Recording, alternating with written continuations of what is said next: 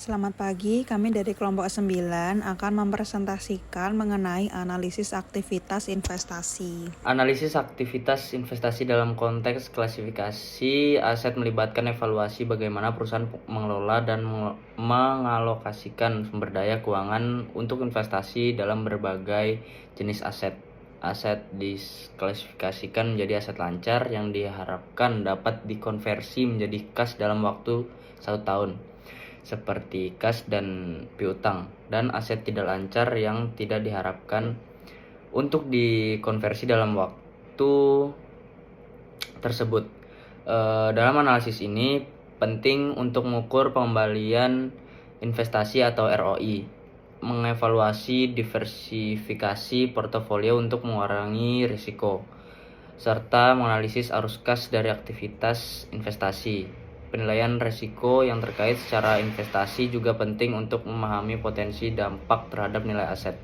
Secara keseluruhan, analisis ini memberikan wawasan tentang pengelolaan sumber daya keuangan perusahaan untuk mencapai pertumbuhan dan profitabilitas. Selanjutnya, saya akan menjelaskan mengenai klasifikasi aset di dalam analisis aktivitas investasi. Klasifikasi aset merupakan komponen penting di dalam analisis aktivitas investasi pada laporan keuangan perusahaan. Aset sendiri didefinisikan sebagai sumber daya yang dimiliki perusahaan sebagai hasil dari transaksi masa lalu dan diharapkan dapat memberikan manfaat ekonomi di masa depan. Di dalam konteks analisis investasi, pemahaman mengenai klasifikasi aset ini menjadi sangat krusial karena menggambarkan bagaimana perusahaan itu mengalokasikan sumber dayanya untuk pertumbuhan jangka panjang. Berdasarkan likuiditas dan durasinya, aset ini dapat diklasifikasikan menjadi dua, yaitu aset lancar dan aset tidak lancar. Aset lancar merupakan aset yang diharapkan dapat dikonversi menjadi kas dalam waktu 1 tahun atau 1 siklus operasi, seperti kas, setara kas, piutang usaha, persediaan, dan investasi jangka pendek.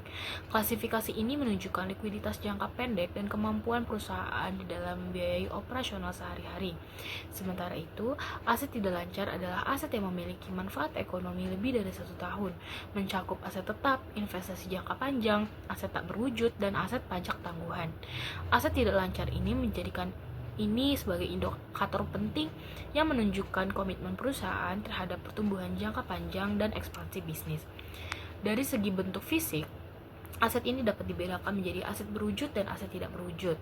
Aset berwujud memiliki bentuk fisik dan substansi material seperti tanah, bangunan, mesin, kendaraan, juga peralatan. Jenis aset ini memberikan gambaran mengenai kapasitas produksi dan operasional perusahaan. Di sisi lain, ada aset tidak berwujud yang dimana ini adalah aset yang tidak memiliki wujud fisik namun memberikan hak atau keuntungan yang ekonomis. Contohnya seperti hak paten, hak cipta, merek dagang, goodwill, dan software. Dalam analisis investasi, aset tidak berwujud sering mencerminkan keunggulan yang kompetitif dan potensi pertumbuhan perusahaan di masa depan, yang bisa menjadi faktor penentu di dalam keputusan investasi. Ditinjau dari fungsinya, di dalam aktivitas investasi, aset itu dapat diklasifikasikan menjadi aset investasi finansial, aset investasi operasional, dan juga aset investasi strategis. Aset investasi finansial adalah instrumen keuangan yang diperoleh untuk mendapatkan return yang dapat dibagi lagi menjadi investasi jangka pendek. Contohnya kayak surat berharga yang diperdagangkan dan juga deposito berjangka kurang dari 1 tahun. Lalu investasi jangka panjang itu seperti obligasi, saham, juga reksadana jangka panjang. Aset investasi operasional ini adalah aset yang diperoleh untuk mendukung operasi bisnis. Contohnya seperti produksi mesin baru, sistem teknologi informasi, atau akuisisi fasilitas. Analisis pengeluaran modal atau capital expenditure ini untuk aset ini memengaruhi arus kas investasi perusahaan.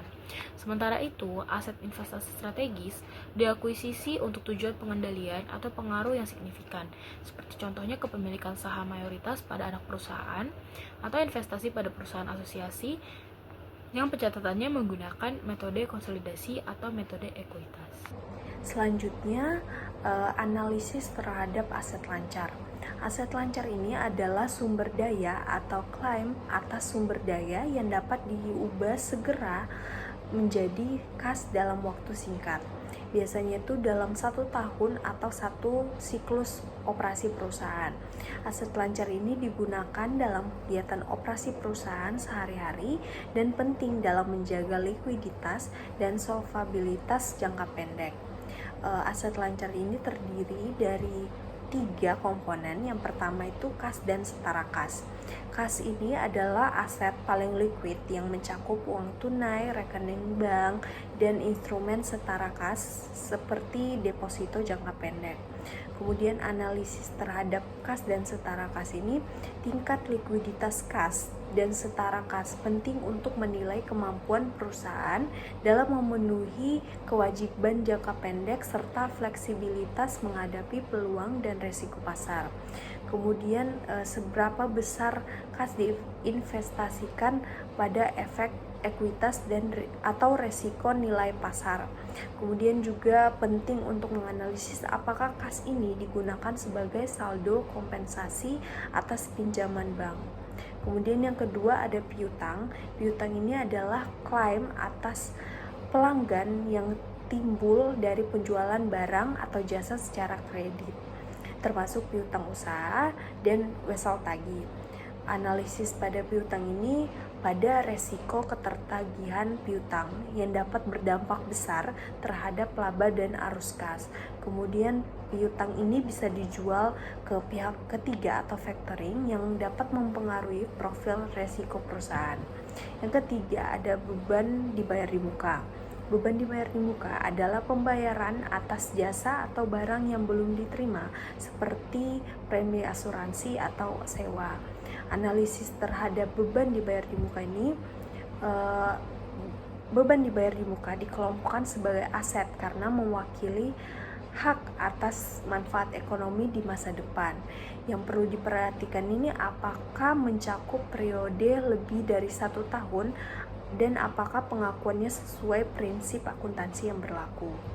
Kemudian tujuan dari menganalisis aset lancar itu apa sih?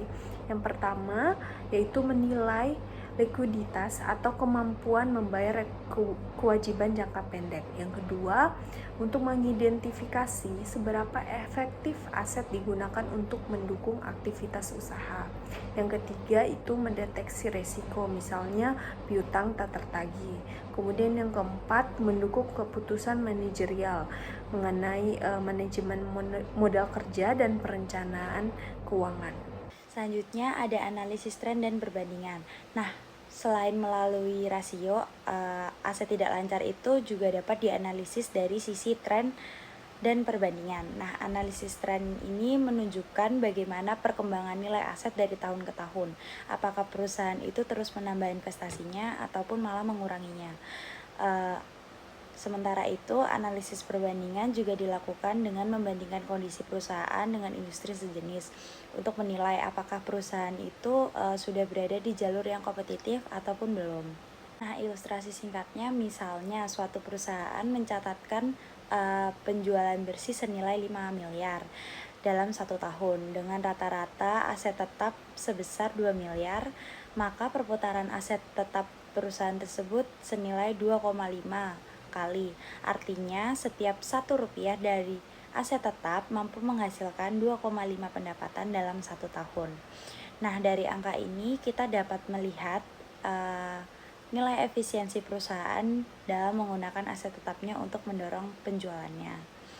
Selanjutnya, catatan penting dalam analisis. Saat menganalisis aset tidak lancar, penting diingat bahwa nilai buku aset tidak selalu mencerminkan nilai pasar. Selain itu, aset yang menganggur atau tidak digunakan bisa menjadi beban karena menimbulkan biaya. Misalnya ini kayak penyusutan tapi bahan itu tuh tidak digunakan gitu. Karena bahan itu tidak memberikan kontribusi terhadap pendapatan. Oleh karena itu, analisis tidak lancar bukan hanya soal angka, tetapi juga soal konteks dan kondisi operasional perusahaan. Selanjutnya ada aset tidak lancar. Dalam dunia keuangan perusahaan, aset tidak lancar memegang peranan penting karena mencerminkan investigasi jangka panjang perusahaan dalam operasionalnya. Aset ini tidak dimaksudkan untuk dikonversi menjadi kas dalam jangka pendek, melainkan untuk mendukung kelangsungan usaha seperti dalam periode yang lebih panjang. Aset tidak lancar mencakup berbagai bentuk seperti properti, pabrik, dan peralatan, atau lebih sering disebut sebagai aset tetap. Lalu ada juga investasi jangka panjang hingga aset tak berwujud seperti hak paten dan merek dagang. Yang pertama ada peran aset tidak lancar dalam analisis keuangan. Melalui analisis keuangan, aset tidak lancar dapat memberikan gambaran tentang seberapa efisien perusahaan dalam memanfaatkan aset-aset tersebut untuk menghasilkan pendapatan. Selain itu, analisis ini juga berguna dalam menilai sejauh mana perusahaan berinvestasi untuk masa depan, serta potensi resiko yang nantinya akan muncul apabila aset tersebut kehilangan nilainya atau impairment.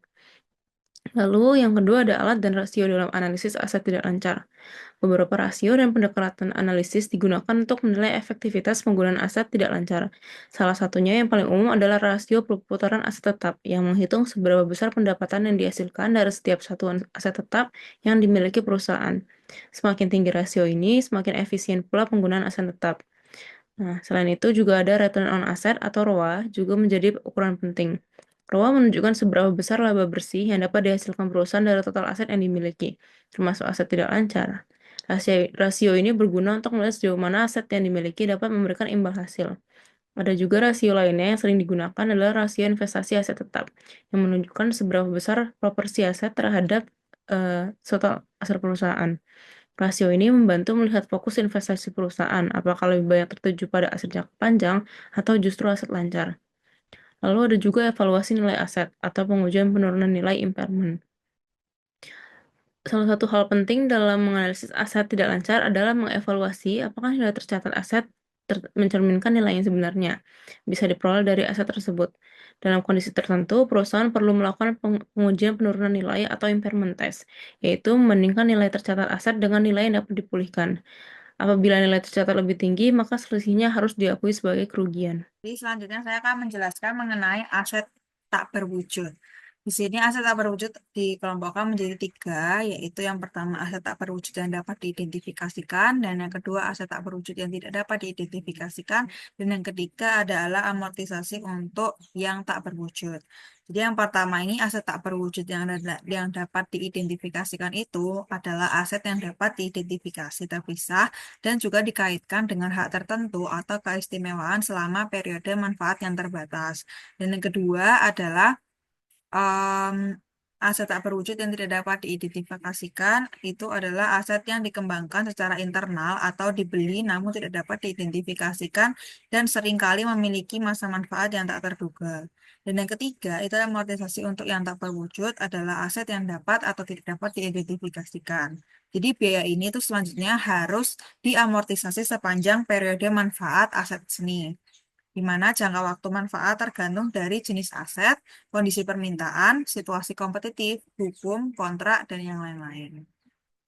Aset tak berwujud dan kontingensi yang tidak tercatat. Salah satu aset penting dalam kategori ini adalah goodwill yang diciptakan secara internal. Pengeluaran untuk menciptakan goodwill dibebankan saat terjadinya. Salah satu aset tak tercatat lainnya terkait dengan elemen jasa atau IG. Sebagai contoh adalah program televisi yang dicatat sebesar biaya yang tersembunyi atau tidak tercatat untuk menghasilkan penghasilan lisensi yang bernilai. Selain itu, obat-obatan yang butuh beberapa tahun untuk dikembangkan tetapi biayanya dihapuskan beberapa tahun sebelumnya.